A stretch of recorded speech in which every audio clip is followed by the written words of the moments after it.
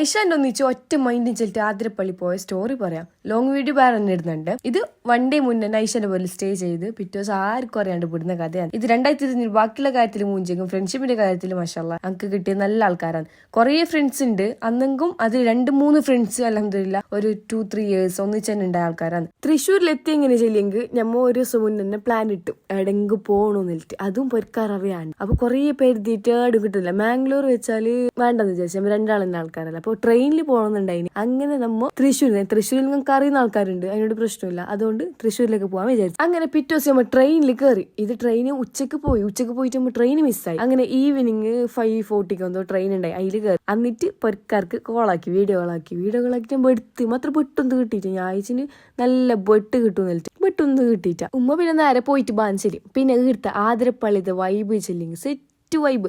കുറെ നടക്കാനുണ്ട്, അന്നൊന്നും പ്രശ്നമില്ല.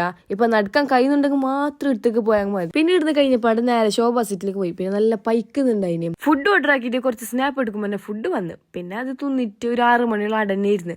പിന്നെ ക്ലൈമറ്റ് എന്തോ ഒരു പാങ്ങ്, ഒരു 6 മണിക്ക് ശേഷമുള്ളതെല്ലാം. പിന്നെ ആടുന്ന് കുറച്ച് ഇഷ്ടാകുമ്പോൾ നേരെ റെയിൽവേ സ്റ്റേഷൻ വിട്ടു.